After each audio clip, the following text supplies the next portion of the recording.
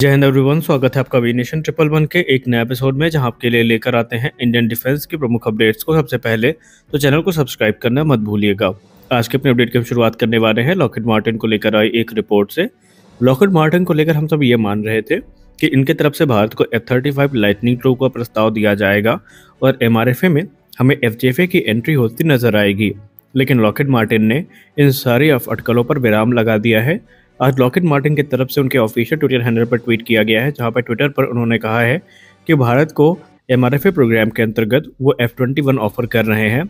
और उन्होंने ये भी लिखा कि इस समय ग्लोबल थ्रेट डिमांड को देखते हुए F-21 भारतीय वायुसेना के लिए एक परफेक्ट ऑप्शन हो सकता है, क्योंकि इसकी जो नेक्स्ट जनरेशन टेक्नोलॉजीज हैं और अनमैच्ड सिचुएशनल अवेयरनेस है, ये भारत को बहुत ज़्यादा बेनिफिट पहुंचाएगी। यानी कि यहाँ पर स्पष्ट है कि MRFA में कोई भी FJFA लॉकहीड मार्टिन की तरफ से ऑफर नहीं किया गया, बल्कि अभी भी वो अपने F-21 के प्रस्ताव को लेकर कायम है। हमारी अगली बड़ी अपडेट इंटरमीडिएट जेट ट्रेनर को लेकर आ रही है। एरो इंडिया की शुरुआत में हमें इंटरमीडिएट जेट ट्रेनर यानी SJT-36 के बारे में काफ़ी कुछ जानकारियाँ देखने को मिली और हमें यह भी पता चला कि SJT-36 को यशस नाम दिया गया है और भारतीय वायुसेना प्रमुख ने भी इसकी काफ़ी तारीफ करी है। लेकिन हाल ही में एक इंटरेस्टिंग फोटो इस एयरक्राफ्ट की निकल के सामने आई है, जो कि इसकी कैपेबिलिटी का एक उदाहरण है। हाल ही में स्केल मॉडल 21 का देखने को मिला है, जहां पर SJT-36 को आप 2 बॉम्ब्स और 2 गन पॉड्स के साथ देखने को ये आपको एयरक्राफ्ट मिल रहा है। यानी कि स्पष्ट है कि ये एयरक्राफ्ट ट्रेनिंग रोल के साथ साथ लाइट कॉम्बैट रोल में भी यूज़ किया जा सकता है। रिपोर्ट्स की बात माने तो इसमें जो दूसरे एडवांस वेपन सिस्टम है उनको भी ऐड किया जा सकता है। अब ये कोई बड़ा मैसिव मल्टी रोल एयरक्राफ्ट तो नहीं होने वाला है, लेकिन फिर भी जो लाइट कॉम्बैट एयरक्राफ्ट की एक रिक्वायरमेंट होती है उसको पूरा करने में ये एक भूमिका निभाएगा। हालांकि इसको आप कॉम्बैट रोल में नहीं देखेंगे, बल्कि ये जो फाइटर ट्रेनिंग है इसमें इस्तेमाल किया जाएगा। और जाहिर सी बात है, जो फाइटर ट्रेनिंग के एडवांस लेवल होते हैं उसमें भी ये काफ़ी महत्वपूर्ण भूमिका निभाएगा।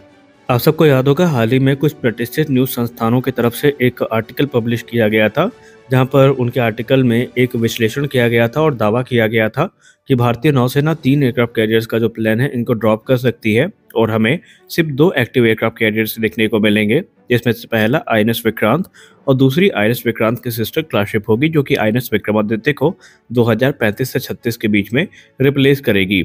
और कहा गया था कि भारत का अधिकतर ध्यान जो होगा ये न्यूक्लियर पावर्ड सबमरीन के ऊपर होगा, लेकिन इस पे आज खुद भारतीय नौसेना का स्पष्टीकरण आ गया है और उन्होंने इन सारी रिपोर्ट्स का खंडन करते हुए कुछ बड़ी बातें कही हैं। एडमिरल दिनेश कुमार त्रिपाठी सर ने मीडिया से बात करते हुए कहा कि पूरी तरीके से ये खबर निराधार है और अभी भी भारतीय नौसेना इन एयरक्राफ्ट कैरियर की जो प्लानिंग है इसके साथ आगे बढ़ रही है।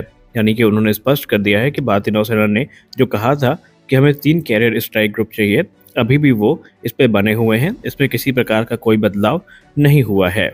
जैसा कि आपको पता है कि भारत में बहुत सारे पार्ट्स को इंडिजिनाइज किया जा रहा है और वो पार्ट्स जो अभी तक हम इंपोर्ट करते आए थे उनको भी इंडिजिनाइज करने का प्रयास किया जा रहा है। और इसी क्रम में फाइटर एयरक्राफ्ट की श्रेणी में जब बात होती है तो indigenous infrared search and track system का नाम काफ़ी ज़्यादा लिया जाता है, क्योंकि चाहे सुपर सुखोई प्रोग्राम हो या फिर तेजस मार्क II प्रोग्राम हो, इन दोनों में हमें infrared search and track system देखने को मिलने वाले हैं।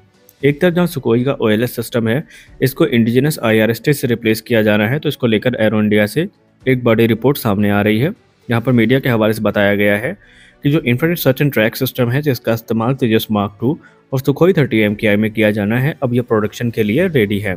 जी हाँ, किसी भी क्षण इनका जो प्रोडक्शन है इसकी क्लियरेंस मिल सकती है और उसके बाद इनका प्रोडक्शन शुरू होगा और ये हमें इंडिजिनस कॉम्बैट एयरक्राफ्ट जिसमें तेजस मार्क II शामिल है उसमें देखने को मिलेंगे। इसके अलावा जो सुपर सुखोई अपग्रेड दिया जाना है फाइटर एयरक्राफ्ट को, उसमें भी ये एक महत्वपूर्ण भूमिका निभाएंगे। ये पैसिव मोड में इनमें एयरक्राफ्ट को सर्च ट्रैक कर सकते हैं और इससे भारत को बहुत बड़ा कैपेबिलिटी बूस्ट मिलेगा। हमारी एक बड़ी अपडेट सैफरान को लेकर आ रही है। सैफरान जो कि दुनिया की जानी पहचानी इंजन मैन्युफैक्चरर है, इन्होंने भारत में एक और बड़ी डील को साइन कर लिया है। सैफरान ने Titan engineering and automation limited, जिसको हम TEAL के नाम से जानते हैं, जो कि बेंगलुरु स्थित एक एरोस्पेस इंडस्ट्री है, इनके साथ इन्होंने एक बड़ा कॉन्ट्रैक्ट साइन किया है। और ये कॉन्ट्रैक्ट है लीप इंजन के जो लो प्रेशर टर्बाइन है इनके पार्ट्स के प्रोडक्शन का। जी हाँ, इनके पार्ट्स का प्रोडक्शन अब भारत में किया जाएगा। ये पहली पार्टनरशिप है दोनों कंपनियों के बीच में, जहाँ पर TEL टेक्नोलॉजिकल एक्सपर्टीज का यूज़ करके इन पार्ट्स का प्रोडक्शन शुरू करेगी। और इसके अलावा जो लीप इंजन के पार्ट्स हैं इनको बनाने के बाद जो प्रोडक्शन कैपेबिलिटी है भारत में, उसको भी ये काफ़ी इम्प्रूव करने वाले हैं। रिपोर्ट्स की बात माने तो जो पहला पार्ट है इसका प्रोडक्शन जो है 2026 से शुरू होगा और चरणबद्ध तरीके से ये प्रोसेस निरंतर आगे बढ़ता रहेगा। ये contract make in India policy के अंतर्गत किया गया है, जहां पर देश की एरोस्पेस ग्रोथ को सुरक्षित करने की जिम्मेदारी का निर्वहन किया जा रहा है। हमारी अगली बड़ी अपडेट आ रही है एमका इंजन प्रोग्राम को लेकर। आप सबको पता है कि एमका इंजन को लेकर हम सब काफ़ी लंबे समय से वेट कर रहे हैं कि किसके साथ ये डील फाइनलाइज होगी। प्रथम दृष्टया हमको ये लगा था कि शायद सैफरान का रास्ता पूरी तरीके से क्लियर है, लेकिन अब एरो इंडिया से कुछ नई रिपोर्ट सामने निकल के आई हैं जो कि ये इंगित कर रही हैं कि ये रास्ता इतना भी आसान नहीं है जितना हम लोगों ने सोच रखा था। दरअसल एरो इंडिया से कुछ ऑफिशियल जो कि गैस टरबाइन रिसर्च एस्टैब्लिशमेंट के हैं, उन्होंने मीडिया से बात करते हुए कंफर्म कर दिया है कि इस समय एमका इंजन जो कि 110 किलोटन थ्रस्ट क्लास का होगा, इसको लेकर डिस्कशन अपने अंतिम दौर पर है। स्पेशली यहाँ पर जो बातचीत है ये 2 मेजर एरोस्पेस कंपनियों के साथ चल रही है और जो डिसीजन है वेंडर को सेलेक्ट करने का, इसको लेकर उन्हें उम्मीद है कि बहुत जल्दी ले लिया जाएगा। अगर हम जीटीआरई के ऑफिशियल्स की बात माने तो इस समय 2 बड़ी कंपनियों के साथ बातचीत चल रही है। पहली है रोल्स रॉयस और सैफरॉन, और दोनों बातचीत के एडवांस स्टेजेस में है। गैस टरबाइन रिसर्च एस्टैब्लिशमेंट अपनी जो रिकमेंडेशन है ये बहुत जल्दी भारतीय वायुसेना को भेजने वाली है और मिनिस्ट्री ऑफ डिफेंस को भेजने वाली है। उसके बाद जो प्रोग्राम के आगे की दिशा होगी वो निर्धारित करी जाएगी। एक नई बात जो सामने निकल के आई है वो ये है कि अभी तक हम लोग सुनते आए थे कि रोल्स रॉयस और सैफरॉन दोनों 100% ट्रांसफ़र ऑफ टेक्नोलॉजी और इंटेलेक्चुअल प्रॉपर्टी राइट्स ऑफर करने के लिए तैयार हैं। लेकिन अगर हम जीटीआरई के ऑफिशियल की बात माने तो इस डिस्कशन में एक नई चीज़ निकल के आई है, जहां पर रोल्स रॉयस जो है ये 100% ट्रांसफ़र ऑफ टेक्नोलॉजी और इंटेलेक्चुअल प्रॉपर्टी राइट्स देने के लिए तो तैयार है, लेकिन सैफरॉन यहाँ पर इसके लिए कंफर्टेबल नहीं है।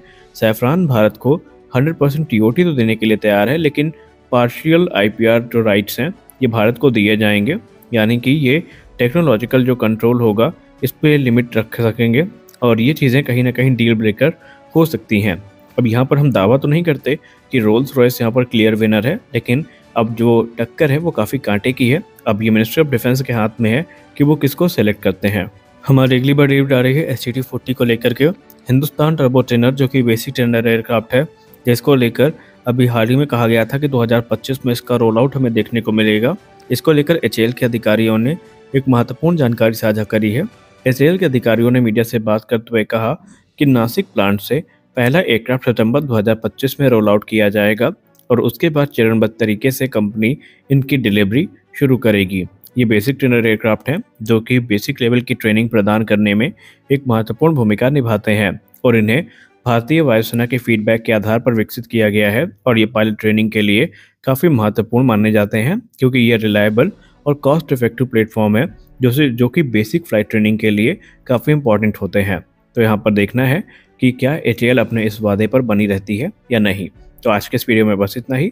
आशा करते हैं ये वीडियो आपको अच्छी लगी होगी। वीडियो अच्छी लगी तो वीडियो को लाइक करिए, नए चैनल को सब्सक्राइब करिए।